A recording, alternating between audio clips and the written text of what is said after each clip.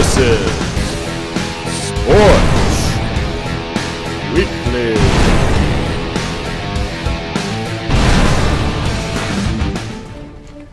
Hello and welcome back to Sports Weekly. I'm Dylan Steggy. I'm Jason Gandhi. And the Eagles did it.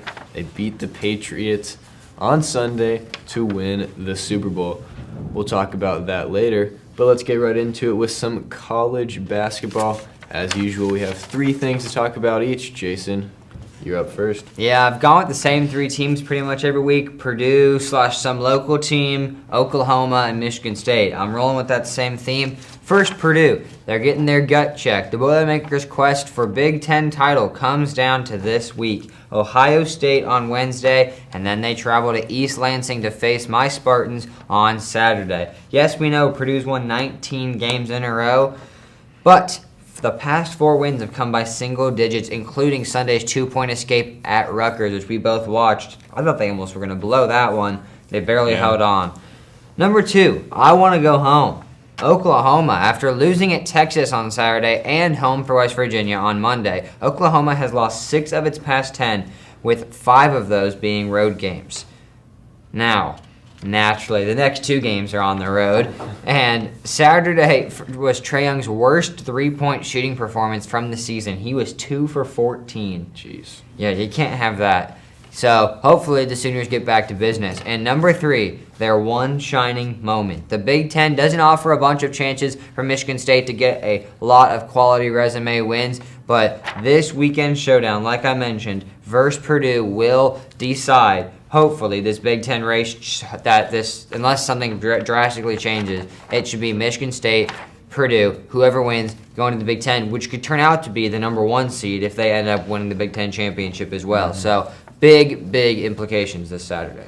Yeah, you talked about the future for Michigan State. I'm throwing it back to last weekend, the big game against IU. In that game, IU had 25 offensive rebounds. Not something that Michigan State does basically at all. They out-rebounded them by, I believe, a total of like 24. But unfortunately, IU shot 29% from the field and couldn't come out with the big home win. They lost 63-60. Just could not shoot the rock at all. But Freddie McSwain Jr. had a huge game for the Hoosiers, and Michigan State with a bit of a gut check on the road at IU, getting out-rebounded, and just very uncharacteristic of Michigan State teams. Yeah, it was embarrassing, though. If I'm IU, there's no excuse for losing after getting 25 offensive rebounds. It was awful to watch. Like, yes, it was a great game, but the actual basketball was ugly. Turnovers, bad shots. Luckily, my boy Matt McQuaid came through in the clutch. This past Monday, they did get a big victory versus Rutgers, though. Allowed 43 points in the whole game. Big defensive performance from the Hoosiers. Yeah. The Big 12, though, they've been beating each other up lately.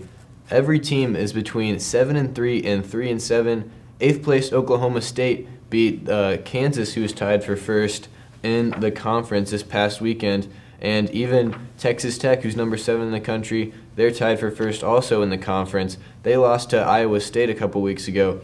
So do you think this is because the conference is just super deep, or because they all just aren't that good and they're all beating each other? No, I think it's super deep. But what's funny is IU lost a game they should have won ugly, and Kansas now blowing a game they should have won. My 2 colleges that I might be going to. Not a good weekend for their basketball programs. Yeah, and my last thing, Rhode Island continues to move up in the rankings. They're up to number 18 now. Their only 3 losses on the season are to Virginia, who's ranked number 2, Nevada, who's number 23, and Alabama, which is a solid team from the SEC. They're 11-0 in Atlantic 10 play, and Jared Terrell leads a balanced team with 18 points per game. Yeah, I love what Rhode Island's doing. They were good last year, just fell short. I really like Rhode Island to be a sleeper this year. All right, that's going to do it today for March Madmen. We'll move over to the professional ranks and talk about some NBA and around the association.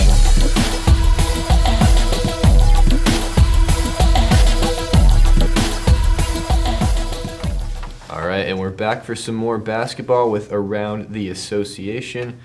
We have 3 things, just like college basketball. Jason, what do you have? Well, Obviously, we're not going to talk too much about the trade deadline as this is getting recorded on Tuesday, and we don't know of any trades besides Tyler Zeller going to Milwaukee, Blake Griffin going to Detroit a while ago, but really no real moves being made as of now. We know that some are going to be made, we hope, in the next 2 days, but we will address those next week after we see them as we don't have the results right now. But let's get into my first of the three. Pack your bags. The Spurs begin a season-long 6-game road trip on Wednesday. 3 of the 6 games are going to be nationally televised on ESPN or ABC. Wednesday at the Suns, don't ask me why. Saturday at Warriors, and then February 25th at the Cavs. But the Spurs are 12-15 on the road, but they have not finished a season below 500 on the road since 1996 and 97. Jeez. That was the season before they drafted Tim Duncan. Guess what they went on the road? I don't know. 8-33. Wow. So Tim Duncan, obviously the reason he was the number 1 pick, but just crazy that it's been such a long time since they've had a losing season on the road.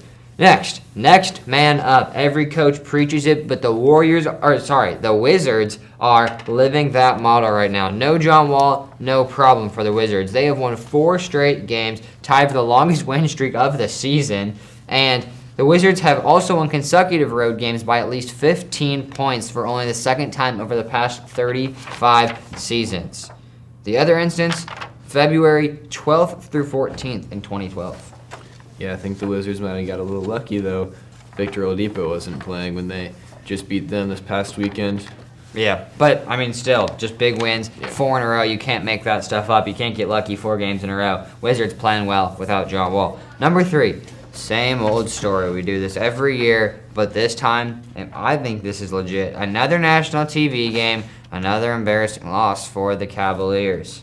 It was awful if you guys watched it. If not, you're lucky. It was Saturday against Houston. The Cavs now losing 8 straight national televised games by an average of 18 points. This time, LeBron, he had 11 points, tied for the second fewest in the past 10 seasons. That's crazy right there. The Cavs very much struggling. And my first thing, as of right now, the Clippers and Pistons have not lost a game since the Blake Griffin trade, and they match up on Friday.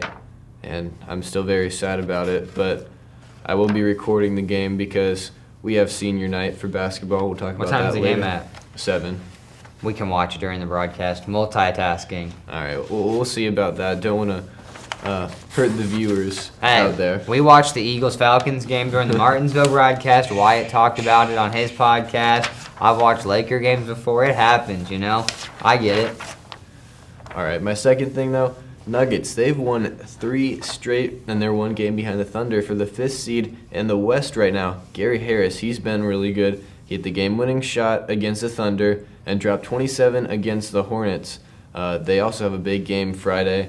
They play the Rockets, and if they can keep going with this win streak, they might be able to crack a top 4 or 5 seed. Yeah, I really like the Nuggets. I talked about at the beginning of the season, and you remember, they don't have Paul Millsap right now. Mm-hmm. He's still hurt. When they get him back, I think the Nuggets are a team to watch out for. All right, we will see. And last thing, trade deadline's coming up. You got a prediction? I mean, Tuesday, 2 days away. I'm going to go with blockbuster. I don't think it's going to happen, but I'm going to hope it happens. How about that? Anthony Davis gets traded to the Cavs for Kevin Love, Isaiah Thomas, Brooklyn's pick, and Tristan Thompson. Jeez. They give him the house. They go LeBron and Anthony Davis on the same team.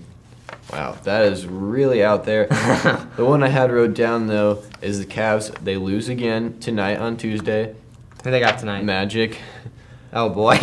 That might be a little bit of a stretch, but I think they lose again tonight because, like we said, they're really struggling. Yep. And they decided to give up the Nets pick. Not as big as a trade as that, but I think they give it up to the Clippers for DeAndre Jordan and Lou Williams. Just the Nets pick, nothing else? Oh, well, and probably Tristan Thompson or one of their bad contracts that they have plenty of. Shumpert? Yeah. I got you, yeah. I'll go with a different one because the Anthony Davis one's a little out there, I guess. I'll go with something a little more reasonable with that DeAndre Jordan side. Mm-hmm. I think he goes to the Blazers. I mentioned this to you a few weeks ago, and it said they backed out for now but are remaining to keep their ears open. I would not be surprised if they come back into it. I think they could make some sort of deal where you get rid of Evan Turner, that big contract, and then try to give them one young piece or two. I don't think it's crazy to think DeAndre Jordan goes to Portland, because then they become a legit threat. It's Damian Lillard, CJ McCollum. You can even have Nurkic or DeAndre play the 4 or 5. I don't know. I really like the idea of DeAndre in Portland. All right, we'll see. If I'm the Clippers, though, I've looked at it plenty of times. I don't want anything from the Blazers because to make the salaries equal, it would be very hard to. You wouldn't take Zach Collins back?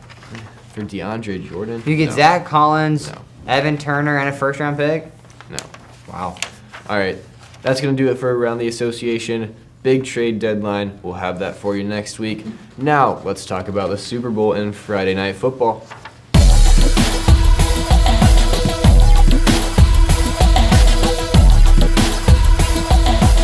Welcome back for Friday Night Football.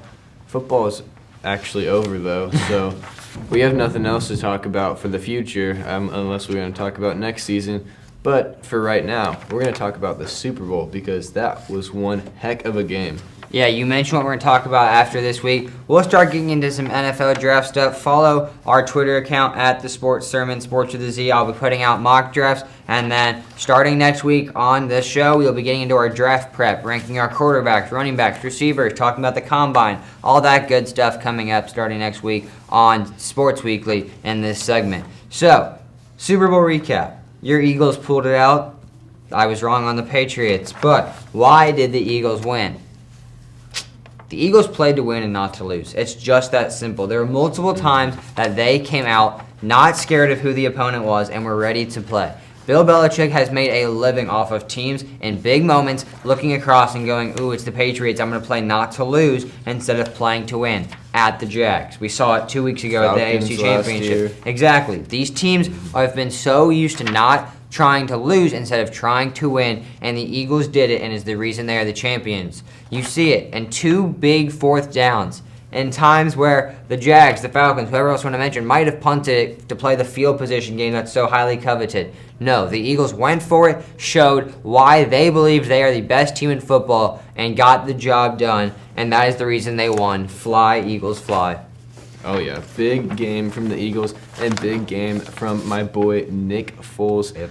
Super Michigan Bowl State. MVP, 373 passing yards, 3 passing touchdowns, and 1 receiving touchdown. I mean, the game was just a total shootout. It was whoever made the big defensive play first, and the Eagles got it done. After going up 8 with Jake Elliott's field goal, they got the strip sack on Tom Brady, and really, that was a big difference. But also, 2 plays that everyone kind of talked about throughout the game, but really not mentioning in the whole scope of the game on how everything turned out. The Nick Foles catch and Tom Brady's missed catch. Imagine if Nick Foles dropped it and Tom Brady didn't. Yeah. It's a totally different game. And so I think those 2 plays were really a big difference in the game. Obviously, also with the strip sack of Tom Brady with a couple minutes to go and the Eagles getting the ball back. But crazy game, amazing game, shootout, and the Eagles got it done. Great coaching from Doug Peterson. Yeah, I mean, you can't discount how great of a job Brady played. Brady had a fantastic game. His defense let him down. Even the coaching staff with this whole Malcolm Butler fiasco that still does not make sense to me. You've got to put him in at some point. It was crazy. Eric Rowe is not Malcolm Butler. It's just a fact. He made his career off the Super Bowl. You might as well put him in and then deal with it after the season. I was disappointed in the Patriots for that, but do not discount Tom Brady. That man put everything into the game and put the team in position to win time after time, and the defense couldn't get it done. Yeah, he broke the record for most passing yards in a Super Bowl game with 505, but still didn't get the job done. Nick Foles proved the haters wrong. Even Mr. Panasek, who said he couldn't run, but guess what? He caught a touchdown. It was only 1 yard away, but Nick Foles, he got it done. Yeah, he didn't need that 40 speed on a 1 yard run. All right. That's going to be all for this football season. Hey, it's draft season now. I'm so excited. The NFL draft, this whole next 2-3 months is so fun. You've got NBA and college basketball getting right into the heat of it, along with the combine getting ready for the draft. This is a great time for sports. I'm super excited. Oh, yeah. We're in the February now, so it's getting close to March Madness, too. We'll have all that stuff for you coming up on the future. But that's all for this football season and Friday Night Football for right now. And last but not least, we have Soarin Sports at Guerin Catholic.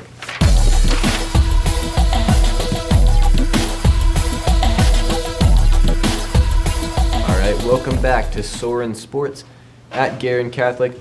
Last weekend, boys basketball went 2-0 on the weekend, picking up wins both at the Nest versus Cecina and North Central. A very exciting game last Saturday against North Central. Yeah, big win, first time ever in school history. Being another MIC team's always important. But what do we have this week?